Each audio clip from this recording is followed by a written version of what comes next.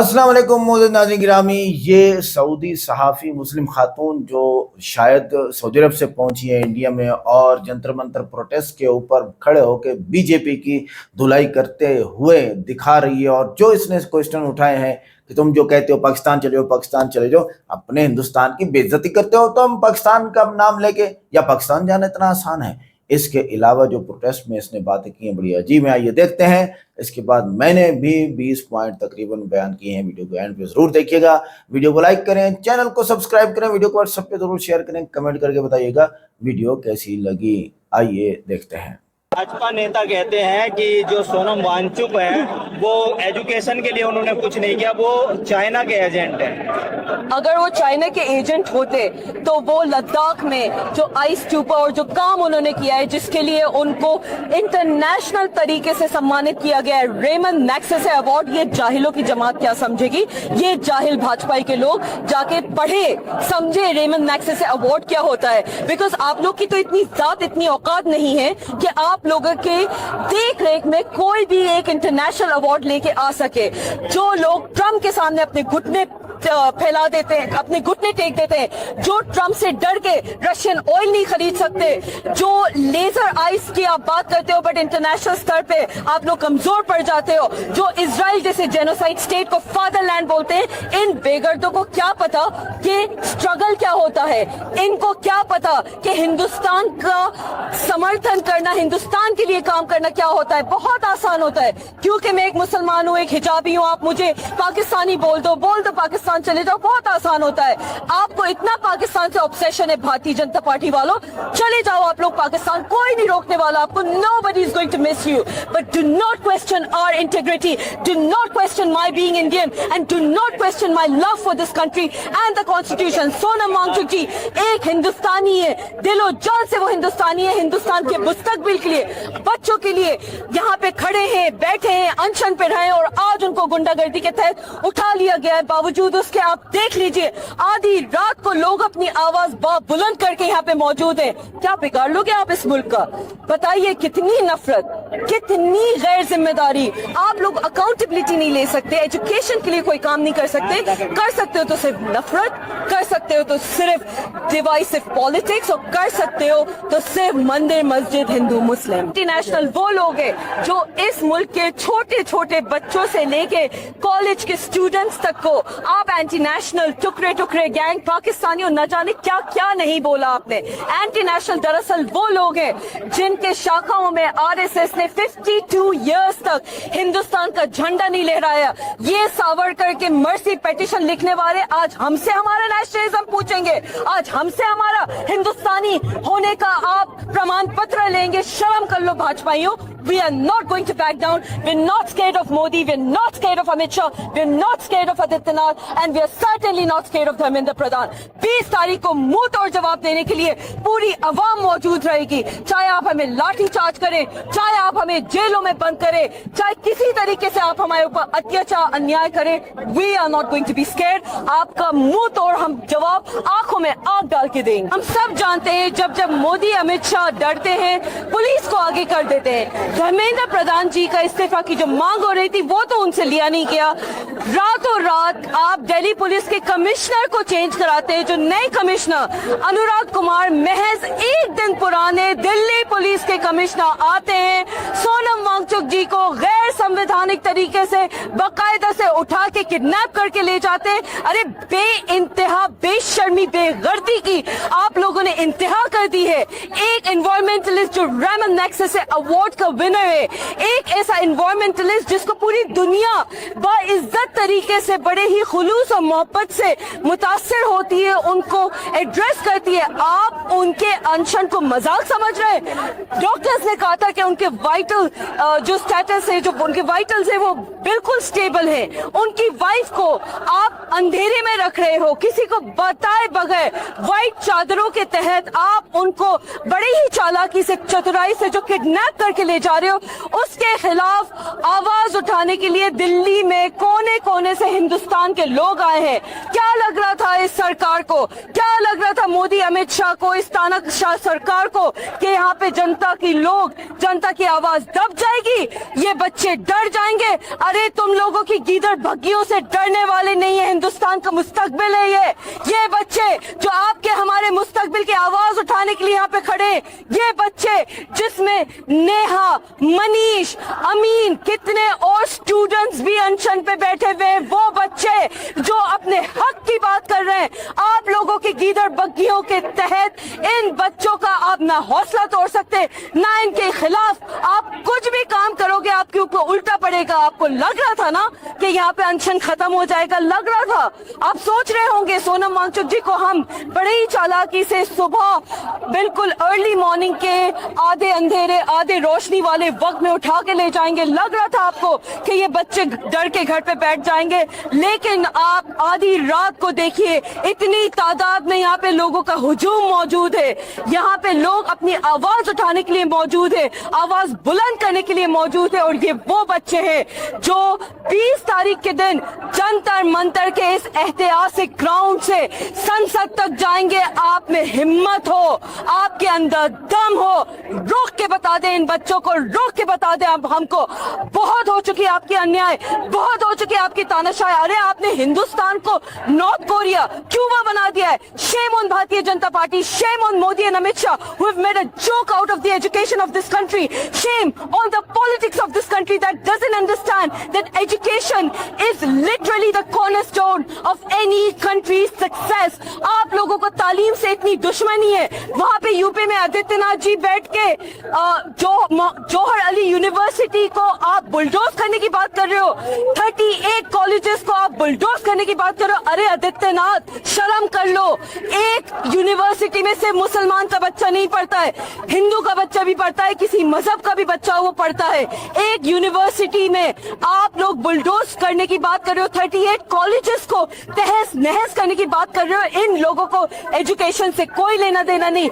जाहिलों की ये सरकार है जो सिर्फ और सिर्फ जनता के बीच झालक फैलाना चाहती है। अब तक हम शवों को देखते थे कि व्हाइट चादरों में लपेट के ले जाया जाता है, आज हमने सोनम वांगचुक को भी देख लिया, उनको भी व्हाइट चादर में लपेट के ऐसे ले जाएंगे जैसे मानो कोई सोनम वांगचुक जी को जिस बे इंतहा एंटी डेमोक्रेटिक, एंटी कॉन्स्टिट्यूशनल तरीके से आप बाकायदा से किडनैप करके ले गए हो, ये सफेद चादर दरअसल इनके आंखों पे पड़ी हुई है। ये सफेद चादर दरअसल इनकी तानाशाही खत्म करने के लिए अब जनता इनके ऊपर डालेगी, क्योंकि जब मोदी अमित शाह डरते हैं, पुलिस को आगे करते हैं। आप लोगों ने दिल्ली के कमिश्नर अनुराग कुमार को रातों रात सिर्फ इसलिए बदला ताकि आप अपना ये बहुत ही गैर कॉन्स्टिट्यूशनल, ये गुंडागर्दी वाला काम को आप सरंजाम दे सके। बट बेफिक्र रहिए, the students are not going to be scared, we are not going to be scared. मैं एक हिजाबी मुसलमान हूँ, यहाँ पे मेरे कितने तिलक लगाए हुए हिंदू भाई बहन है, क्रॉस पहने हुए मेरे क्रिश्चियन भाई बहन होंगे। You can not break the spirit of this country, you can not break the democratic spirit of this country. शर्म कर लो मोदी, अमित शाह, धर्मेंद्र प्रधान, आदित्यनाथ, शर्म कर लो।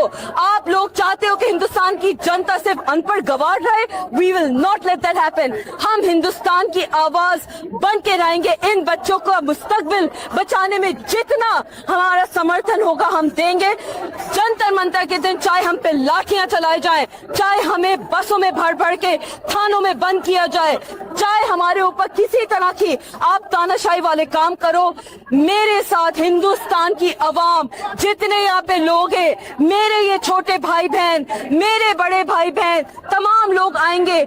मैं एक इंटरनेशनल जर्नलिस्ट हूँ, मैं बीबीसी लंदन में रह चुकी हूँ, सऊदी टेलीविजन, दुबई के टेलीविजन पे न्यूज एंकर रह चुकी हूँ। मैं आप लोगों से खुली चुनौती देती हूँ कि हिम्मत है, हिंदुस्तान की स्पिरिट तोड़ के दिखाओ, इन बच्चों का हौसला तोड़ के दिखाओ, इन बच्चों के खिलाफ कुछ भी और करके दिखाओ, because now the country knows your truth. ये मुल्क जानता है कि आप लोग सिर्फ और सिर्फ नफरत फैला सकते हैं, सिर्फ नफरत की बातचीत कर सकते हैं। इस मुल्क में इन बच्चों का मनोबल नहीं तोड़ सकते आप। क्या आज जो कदम दिल्ली पुलिस ने उठाया, क्या इस आंदोलन को कमजोर करने की कोशिश है? और क्या जो 20 तारीख को जो मार्च होने वाला संसद मार्च, क्या वो कमजोर पड़ेगा? 20 तारीख का जो संसद मार्च है वो पहले से ज्यादा मनोबल पकड़ेगा, पहले आधे से ज्यादा तादाद में लोग मौजूद रहेंगे जितना सोनम वांगचुक सर को उठाने से पहले की यहाँ तादाद नहीं थी, उससे मजीद और नंबर्स में यहाँ तमाम जहां आपकी नजर जा रही है सिर्फ आपको बच्चे दिखेंगे। ये बच्चे जो देश का मुस्तकबिल है। और सलाम करती हूँ मैं आपके जैसे इंडिपेंडेंट जर्नलिस्ट को, यूट्यूबर्स को जो हक की आवाज सामने रख रहे हैं। और टूट मरना चाहिए गोदी मीडिया के उन जर्नलिस्ट को, उन लोगों को जो सुबह से सिर्फ नफरत वाली न्यूज चला रहे हैं। वो ये नहीं दिखा रहे कि यहाँ पे बच्चों को लाठियां तक पड़ी हैं, वो ये नहीं दिखा रहे कि अभिजीत दीपके को लाठियां पड़ी हैं, वो ये नहीं दिखा रहे कि यहाँ पे बड़े बुजुर्ग तक को लाठियां मारी गई हैं। वो सिर्फ ये दिखा रहे कि सोनम वांगचुक को कैसे ले गए और उनकी भलाई के लिए ले गए। आपका ये fake and false narrative is not going to work because we all stand united against Bharatiya Janata Party, against Dharmendra Pradhan, and we all stand united for the education of this country. Ma'am, आपने गोदी मीडिया का नाम लिया। एबीपी की एक पत्रकार है, वो यहाँ आई थी और वो कह रही है इनकलाब जिंदाबाद के नारे लग रहे हैं, जो कि गलत है। मैं उस एबीपी के एंकर के साथ साथ तमाम गोदी मीडिया के एंकर्स, तमाम भारतीय जनता पार्टी के नेता, प्रतिनिधि, जितने उनके कार्यकर्ता हैं, बेखौफ डरे कम होके और मेरे साथ जितने मेरे भाई बहन यहाँ पे मौजूद है, जोर से एक नारा लगाइए, इनकलाब! इनकलाब! इनकलाब! आप लोग हिंदुस्तान की स्पिरिट को नहीं तोड़ सकते। ये असली हिंदुस्तान है। हिंदुस्तान का दिल आप लोग नहीं समझते। नफरत फैलाने वाले, हिंदू मुस्लिम मंदिर मस्जिद करने वाले ये भाजपाई क्या इस मुल्क की स्पिरिट, इस मुल्क की नीयत और इस मुल्क के दिल को समझेंगे? इस मुल्क का जो आइन है, कॉन्स्टिट्यूशन है, वो हमें एकजुट होकर रहना सिखाता है। और वो कॉन्स्टिट्यूशन का मुजाहिरा इस जनता मंदिर के मंच से लेके इस ग्राउंड तक देखने को हमें मिल रहा है। और हमें पूरा यकीन है कि 20 तारीख का जो ऐतिहासिक मार्च होगा जनता मंदिर के ग्राउंड से जो पार्लियामेंट जाया जाएगा, तमाम के तमाम लोग अपना समर्थन देंगे, तमाम के तमाम लोग अपनी आवाज उठाएंगे और भाजपाइयों जो उखाड़ सकते हो उखाड़ लो। मैम, भाजपा नेता कहते हैं कि जो सोनम वांगचुक है वो एजुकेशन के लिए उन्होंने कुछ नहीं किया, वो चाइना के एजेंट हैं। अगर वो चाइना के एजेंट होते तो वो लद्दाख में जो आइस ट्यूपर और जो काम उन्होंने किया है, जिसके लिए उनको इंटरनेशनल तरीके से सम्मानित किया गया है, रेमन मैग्सेसे अवार्ड, ये जाहिलों की जमात क्या समझेगी? ये जाहिल भाजपाई के लोग जाके पढ़े समझे रेमन मैग्सेसे अवार्ड क्या होता है। बिकॉज आप लोग की तो इतनी जात, इतनी औकात नहीं है कि आप लोगों के देख रेख में कोई भी एक इंटरनेशनल अवार्ड लेके आ सके। जो लोग ट्रम्प के सामने अपने घुटने फैला देते हैं, अपने घुटने टेक देते हैं, जो ट्रम्प से डर के रशियन ऑयल नहीं खरीद सकते, जो लेजर आइस की आप बात करते हो बट इंटरनेशनल स्तर पे आप लोग कमजोर पड़ जाते हो, जो इजराइल जैसे जेनोसाइड स्टेट को फादरलैंड बोलते हैं, इन बेगर्दों को क्या पता कि स्ट्रगल क्या होता है? इनको क्या पता कि हिंदुस्तान का समर्थन करना, हिंदुस्तान के लिए काम करना क्या होता है? बहुत आसान होता है। क्योंकि मैं एक मुसलमान हूँ, एक हिजाबी हूँ, आप मुझे पाकिस्तानी बोल दो पाकिस्तान चले जाओ, बहुत आसान होता है।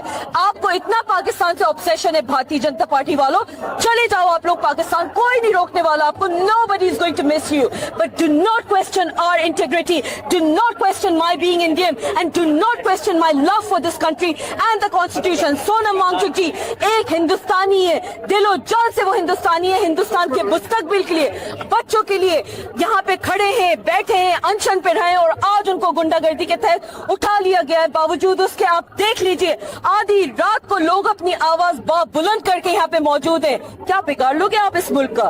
बताइए कितनी नफरत, कितनी गैर जिम्मेदारी। आप लोग अकाउंटेबिलिटी नहीं ले सकते, एजुकेशन के लिए कोई काम नहीं कर सकते। कर सकते हो तो सिर्फ नफरत, कर सकते हो तो सिर्फ डिवाइसिव पॉलिटिक्स, और कर सकते हो तो सिर्फ मंदिर मस्जिद हिंदू मुस्लिम। इंटरनेशनल वो लोग हैं जो इस मुल्क के छोटे छोटे बच्चों से लेके कॉलेज के स्टूडेंट्स तक को आप एंटी नेशनल, टुकड़े टुकड़े गैंग, पाकिस्तानियों, न जाने क्या क्या नहीं बोला आपने। एंटी नेशनल दरअसल वो लोग हैं जिनके शाखाओं में आरएसएस ने 52 इयर्स तक हिंदुस्तान का झंडा नहीं लहराया। ये सावरकर के मर्सी पेटिशन लिखने वाले आज हमसे हमारा नेशनलिज्म पूछेंगे, आज हमसे हमारा हिंदुस्तानी होने का आप प्रमाण पत्र लेंगे। शर्म कर लो भाजपाइयों। We are not going to back down. We're not scared of Modi. We're not scared of Amit Shah.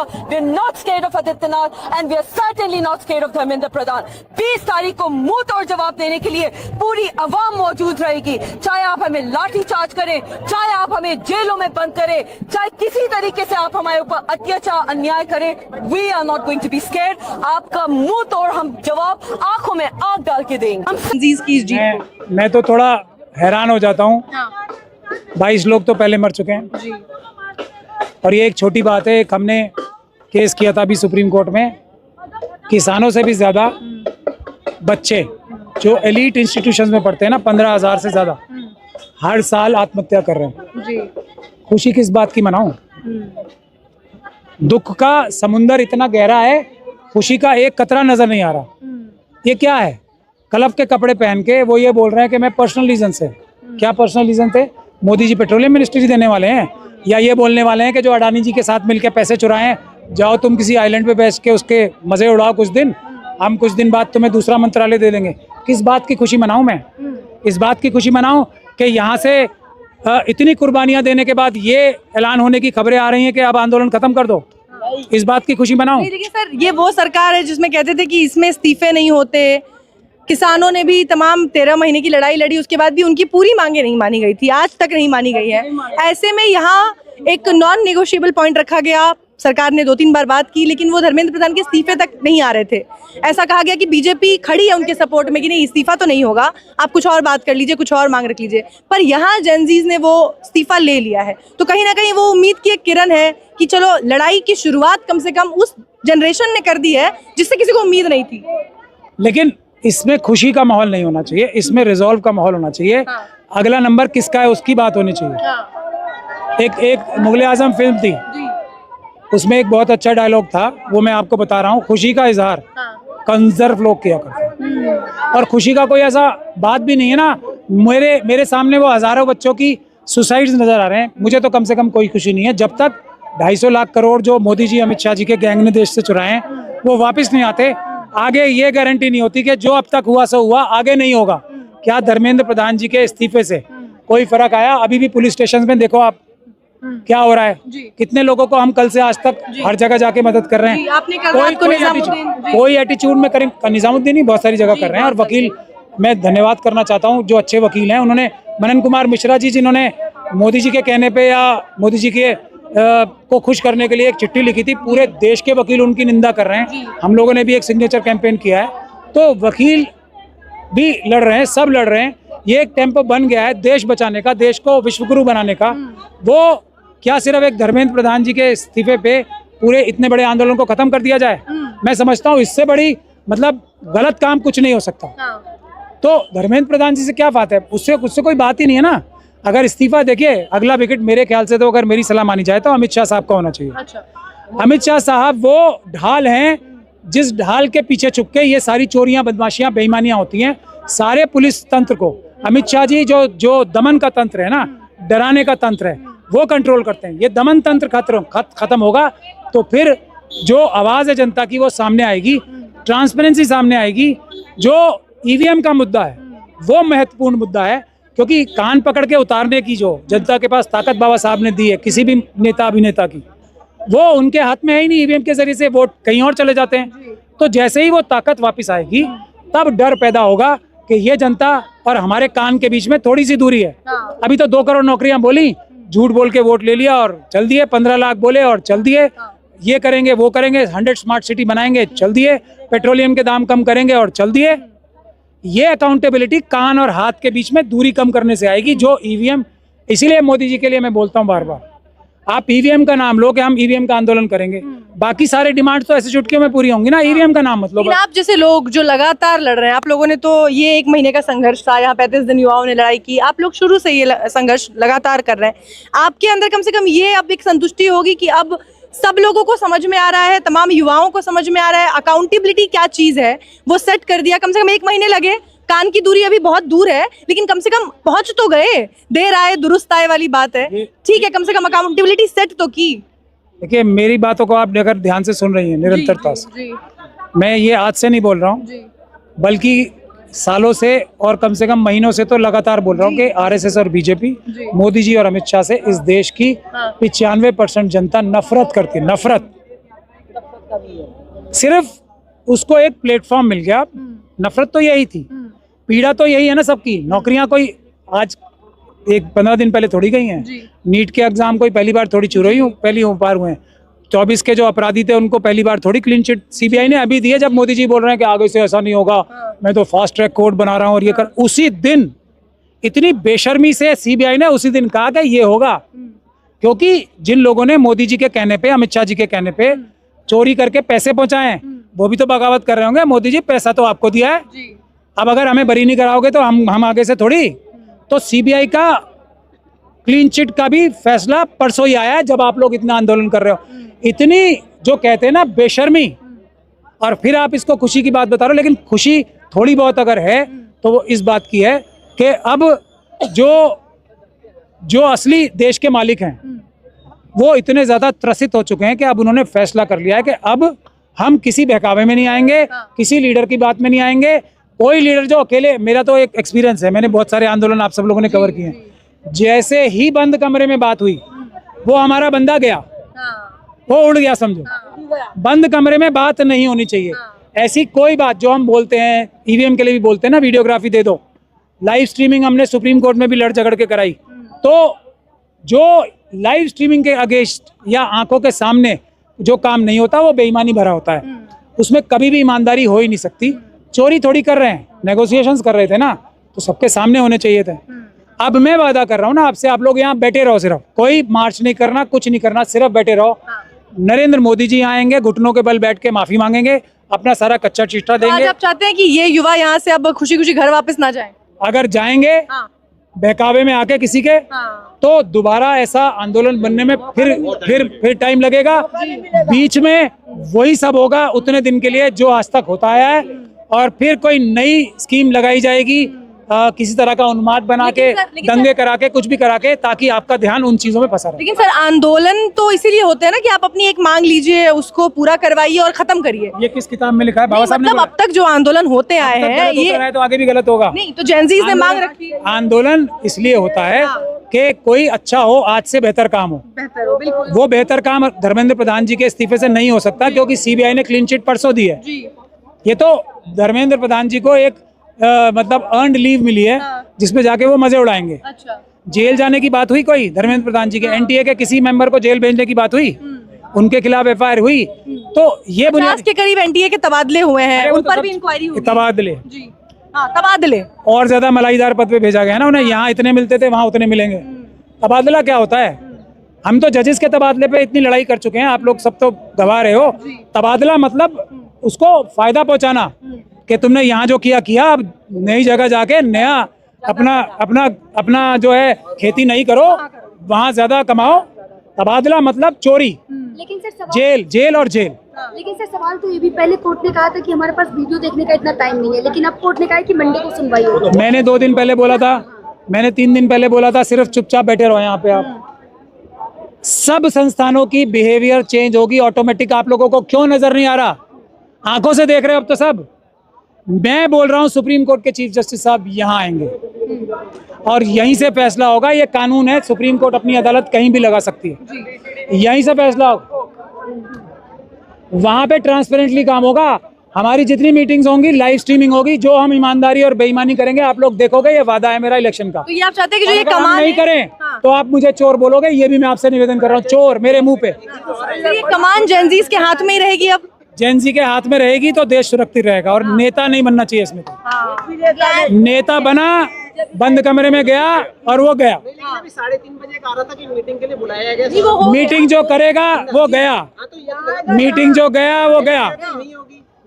कोई मीटिंग नहीं। हमारा काम है 250 लाख करोड़ वापस आए। सभी संस्थान अपनी ईमानदारी से काम करें। हमारे ईवीएम जो है उससे इलेक्शन खत्म हो, पेपर बैलेट से इलेक्शन शुरू हो। हर काम ट्रांसपेरेंटली लाइव स्ट्रीमिंग करके होगा, हर मिनिस्ट्री का, हर डिपार्टमेंट का। इसमें क्या परेशानी है? तो नाज़रीन गिरामी, ये थी आज की इंटरेस्टिंग वीडियो, जिसमें इस खातून ने खूब जो है वो धुलाई की है बीजेपी की। और बीजेपी की धुलाई खूब होती चली आ रही है। हिंदू भी कर रहे हैं, मुस्लिम भी कर रहे हैं, लेकिन फ़र्क नहीं पड़ता। फ़र्क उसे पड़ता है जो गैरतमंद हो। जैसे इस बंदे ने जो इस्तीफ़ा दिया, जो वो प्रोटेस्ट की वजह से, जंतर मंतर प्रोटेस्ट की वजह से, जो वज़ीर तालीम है इंडिया का, उसने क्या कर दिया, वो दे दिया, इस्तीफा दे दिया। इंडिया के सियासतदान सिर्फ हिंदू मुस्लिम कर सकते हैं, इस खातून ने कहा। तो यह बात सच है और ये बात खुलेआम खुल के सामने आ चुकी है सोशल मीडिया की वजह से कि इंडिया के सियासतदान सिर्फ हिंदू मुस्लिम कर सकते हैं, ये हिंदू सिख भी नहीं कर सकते। सिख चढ़ नहीं जाएंगे, घर घुस जाएंगे इनके। और और हिंदू ईसाई या हिंदू यहूदी भी नहीं कर सकते, सीधा इसराइल अमेरिका पहुंच जाएगा। ये एक मसला है। बीजेपी की धुलाई होती ही चली आ रही है, जिसमें कोई शक ही नहीं है। ज्यादातर हिंदू किसका साथ देते हैं, इंडिया की रिपोर्ट क्या हो सकती है। तो ये तो बात खुल के सामने आ चुकी है कि ज़्यादातर हिंदू जो है वो हिंदुओं का भी साथ देते हैं, ही साथ देते हैं। बहुत कम है जो हिंदुओं के खिलाफ बोलने वाले हैं। हमने बड़ी वीडियोस अपलोड की हैं, बहुत कम लोग हैं जो हिंदुओं के खिलाफ बोलते हैं। ज़्यादातर अच्छा, इस खातून ने कहा कि जो रशिया से तेल नहीं खरीदता, ईरान से सस्ता तेल नहीं खरीदता, तो क्या होता है। ठीक है, जो ट्रम्प से डर के रशियन तेल नहीं खरीद सकते। इंडियन हुकूमत ने बड़ी जुर्रत के साथ किया था रशियन तेल खरीदने के लिए, और ख़रीदा भी था। लेकिन जनाबे वाला अमेरिका चढ़ गया और इसराइली सदर पहुंच गया, तुम्हारी बैंड बजा देंगे, तुम अमेरिकन तेल खरीदोगे ताकि हमें फ़ायदा हो। अब पेट्रोल और डीजल महंगा मिलता है किसकी वजह से, अमेरिकन तेल पेट्रोल खरीदने की वजह से। रूस और ईरान से सस्ता तेल ना मिलने पर भारत को महंगा तेल खरीदना पड़ता है। इससे पेट्रोल और डीजल की कीमतें बढ़ जाती हैं, जिसका असर आम शहरियों पर, ट्रांसपोर्ट के अखराजात पर पड़ता है। जीना मुश्किल कर दिया है इंडियन पीपल्स का। दूसरा क्या होता है कि महंगे तेल की खरीदारी से भारत का सालाना दरामदी बिल बढ़ जाएगा। इससे हुकूमत और मईशत पर इजाफी माली दबाव आएगा। ये डॉलर खरीदना पड़ेगा, पेट्रोल डॉलर, और फिर अमेरिका को देना पड़ता है, और इससे बेड़ा गर्क है दुनिया का। अच्छा, महंगाई में इजाफा। अब इस वक्त इंडियन की जो स्टेट्स हैं, जितनी भी स्टेट्स हैं, अमेरिका की स्टेट्स हैं, वो सारे के सारे अयाशी में हैं। अयाशी में क्या है, पॉलिसी ऐसी बन चुकी है 100-200 साल से कि पूरी दुनिया कमा रही है, अमेरिका खा रहा है। अजीब अजीब अजीब। रोड बेहतरीन, नेटवर्किंग बेहतरीन, इंटरनेट बेहतरीन, इलेक्ट्रिसिटी बेहतरीन, तालीम एजुकेशन बेहतरीन, क्लोथ्स फलां फलां फलां, एक्सेसरीज जो आपको ज़रूरत है ज़िंदगी में, सब एक नंबर। एक आम आदमी का खर्च तकसीम हो गया पूरी दुनिया पे, तो सस्ता ही पड़ेगा ना उसको। तो ये एक बड़ा मसला बन चुका है। और महंगाई में इजाफा, तेल महंगा होने से ट्रांसपोर्ट, बिजली, सनत और अशिया ज़रूरिया की लागत बढ़ जाती है। इसके नतीजे में गन्ने के रस का जो एक गिलास है वो भी आपको 10 रुपए की बजाय 15 रुपए मिलता है। अब बताओ, ठीक है ये लोड तो तकसीम हो गया, लेकिन लोड है। और इसके बरक्स आप, लोड तो तकसीम हो गया 1.5 करोड़ लोगों पर, 1.5 अरब लोगों पर, ठीक है, 150 करोड़ लोगों पर। इसका प्रॉफिट अमेरिका को कितना गया, ये सोचने की बात है। रिफाइनरियों के मुनाफे में कमी है। रिफाइनरी मजबूर है दूसरी चीज़ें मिक्स करने पर इंडिया में, जिसकी वजह से इंजन ख़राब होते हैं। इंजन ख़राब होते हैं तो कहाँ से आता है, पुर्जे पार्ट्स कहाँ से आते हैं, यूरोप से, दुनिया से, चाइना से, सिंगापुर से। तो इंडियन तबाह बर्बाद हो जाएंगे। बरामदात की मुसाबकत कम होना और महंगे ईंधन की वजह से सनती लागत बढ़ जाएगी। इससे भारतीय मसनूआत आलमी मंडी में निस्बतन कम मुसाबकती हो जाएंगी। और तिजारती खसारे में इजाफा, ज़्यादा कीमत पर तेल दरामद करने से ज़र मुबादला ज़्यादा खर्च होगा। इससे तिजारती खसारा बढ़ने का इम्कान पैदा हो सकता है।